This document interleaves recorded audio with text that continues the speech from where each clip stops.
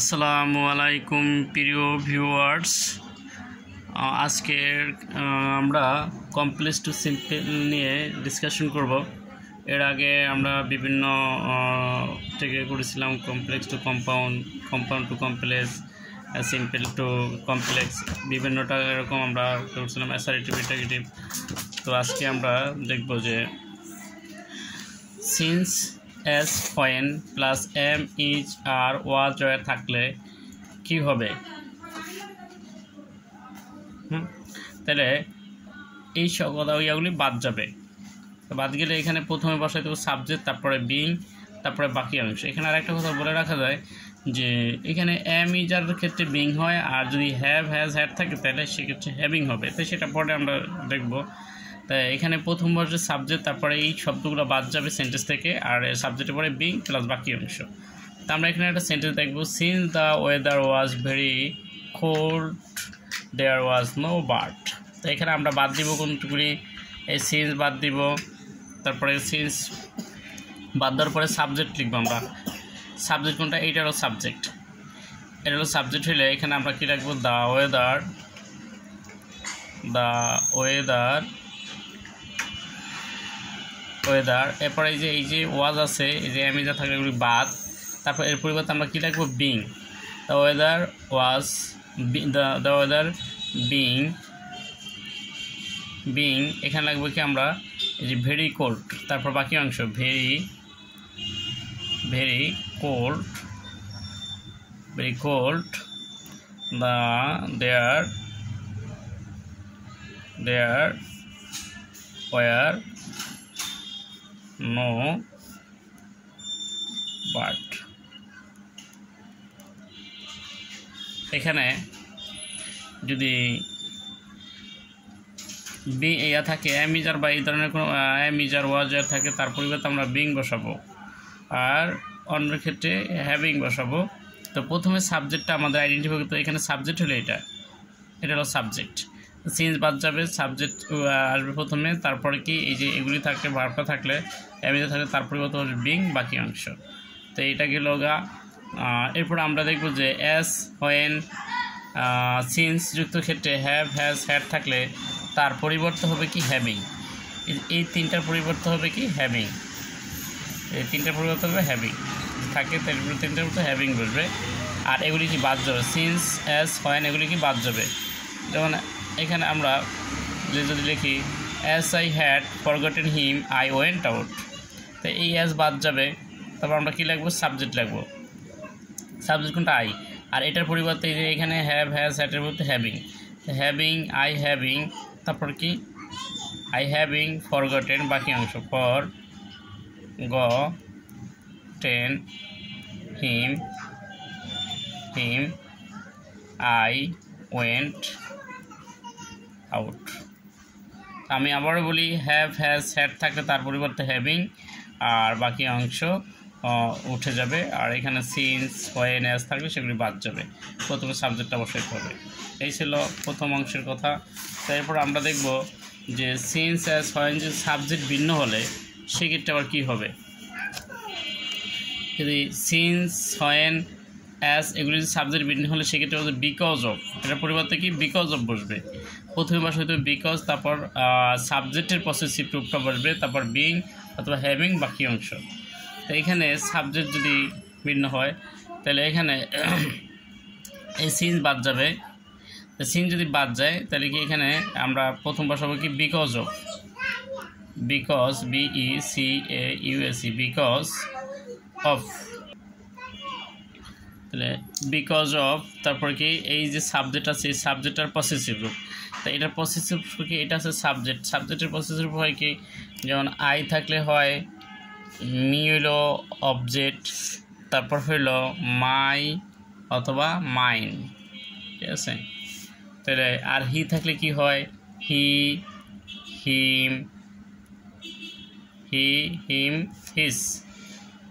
তাহলে হিজ হইলে এখানে এই সাবজেক্টের অবজেক্ট, এটার অবজেক্টের, এই সাবজেক্টের অবজেক্টের him, because of his, object হলে কি হিজ, এন্ড ওয়াজ থাকলে কি হবো, being, of his being, his being being, was থাকলে বিং, আর হ্যাজ থাকলে হ্যাভিং। স্মল, এরপর বাকি অংশ small he could not work hard, এইগুলো একটি। এরপর আছে রিলেটিভ প্রোনাউন। তাই প্রোনাউন যেহেতু 8 প্রকার, তারপর রিলেটিভ প্রোনাউন আছে 1 প্রকার। তাই রিলেটিভ প্রোনাউন আছে যে এখানে রিলেটিভ প্রোনাউন কী কী রিলেটিভ প্রোনাউন, যেমন হু, হুইজ, হোয়াট, হোয়াই, এগুলো যদি সেন্টেন্সের দ্যাট মাঝখানে বসে তখন রিলেটিভ প্রোনাউনের কাজ করে, আর প্রথম বসলে ইন্টারগেটিভ প্রোনাউনের কাজ করে। তো যদি মাঝখানে বসে সেন্টেন্সে, দুইটা সেন্টেন্সের সম্পৃক্ততা বোঝায়, তখন সেটাকে কানেক্ট হিসাবে রিলেটিভ প্রোনাউন বলা হয় সেটাকে। তাহলে এখানে আমরা দেখব প্রথম অংশ বসবে এবং বাদ যাবে কি, রিলেটিভ প্রোনাউনটা বাদ যাবে ভার্ব, ভার্ব লাগে আইএনজি, বাকি অংশ। তাহলে এখানে আমরা দেখব আমরা একটা সেন্টেন্স লিখে রাখছি, যেমন the writer lived in a cabin that belongs to the orphanage. তা আমরা প্রথম কী লাগবো, প্রথম অংশটা লিখবো। প্রথম অংশ কোনটা, এইটা, এই অংশটা লিখব। Then the writer lived in এ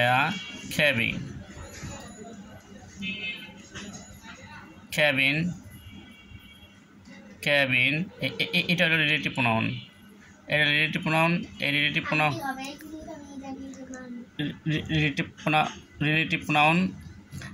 প্রোনাউনের পরিবর্তে এখানে এই দ্যাটের পরিবর্তে আমরা কী বসাবো, এই যে এটি যদি বাদ যায়, রিলেটিভ প্রোনাউনের পরিবর্তে আমরা বসাবো কি, বাদ দিয়ে এটা এই যে ভার্বগুলো কী হবে, আইএনজি। তো ভার্বগুলো belong, BELONG, belong, ING, belonging. তারপর বাকি অংশ টু দ্য অরফানেজ। আমি আবারও বলি যে রিলেটিভ প্রোনাউন হলো দুইটা সেন্টেন্সকে সম্পৃক্ততা করা বোঝালে সেটাকে রিলেটিভ প্রোনাউন বলে। এই যে এটা হলো একটা সেন্টেন্স দুইটা সেন্টেন্সকে সম্পৃক্ততা বোঝাইছে। তো এখানে আমরা এই রিলেটিভ প্রোনাউন বাদ দিব, আর এই প্রথম অংশটা প্রথম উঠাবো, তারপরে রিলেটিভ প্রোনাউন বাদ দিব। বাদ দেওয়ার পরে যে রিলেটিভ প্রোনাউন পরে যে ভার্বটা আছে সেই ভার্বটার সাথে আইএনজি, আর বাকি অংশ যা আছে তাই নো চেঞ্জ হিসাবে বসাবো। The writer lived in a cabin that he belongs to the orphanage. তাহলে এই দ্যাট হলো রিলেটিভ প্রোনাউন, দ্যাটের পরিবর্তে আর দ্যাট উঠে গেছে, আর তারপরে আমরা এই ভার্ব লাগে আইএনজি যোগ করছি বাকি অংশ। এই ছিল রিলেটিভ প্রোনাউন সম্পর্কিত যুক্ত। এরপর আমাদের আরেকটা রয়েছে, তো হোয়েন প্লাস ভার্ব প্লাস যুক্ত থাকলে সেই ক্ষেত্রে কী হবে, এগুলি বাদ যাবে। তা আমরা এক্ষেত্রে যদি ছোটো সময় বোঝায় সেক্ষেত্রে অ্যাট অথবা ইন বসাবো, ঋতু বোঝালে ইন, এবং বয়স যদি বোঝায় সেক্ষেত্রে অ্যাট দ্য এজ অফ। এই যে বুঝালে তাহলে আমরা এখানে একটা সেন্টেন্স লিখে রাখছি, যেমন when it is spring the কাকু সিংস, যখন বসন্ত তখনই কোকিল ডাকে। তাহলে এখানে আমরা এটা হোয়েন পর্যন্ত শেষ বাদ দিব, হোয়েন এই যে ভার্ব এই পর্যন্ত। তা বাদ দেওয়ার পর আমরা ছোটো সময় বুঝলে এখানে এই স্প্রিং বসন্তকাল, তো এখানে একটা কি ঋতু বুঝাইছে, তা আমরা এখানে এটার পরিবর্তে কী বসাবো, ইন বসাবো। তা ইন স্প্রিং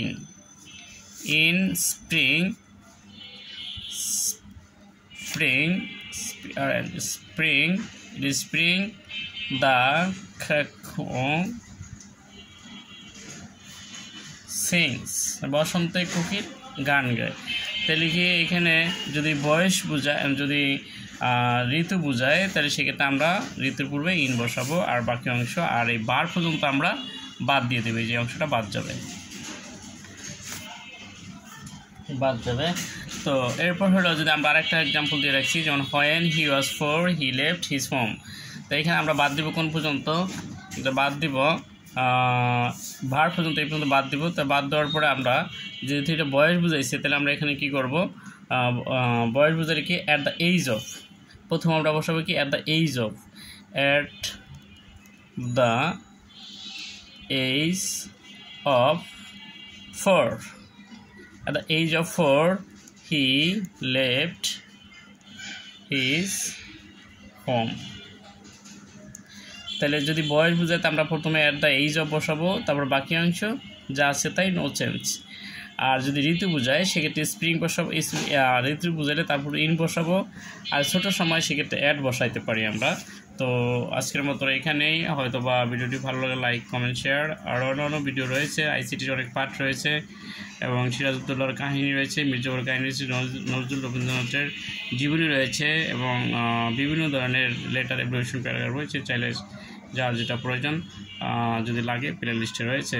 অবশ্যই সবারই প্রয়োজন আছে যারা ইন্টার এবং এসএসসি এইচএসসি রয়েছে যারা। তো আজকের মতো এখানেই, হয়তো আবারও কোনো নতুন ভিডিও নিয়ে বেঁচে থাকলে কথা হবে ইনশাল্লাহ। আসসালামু আলাইকুম।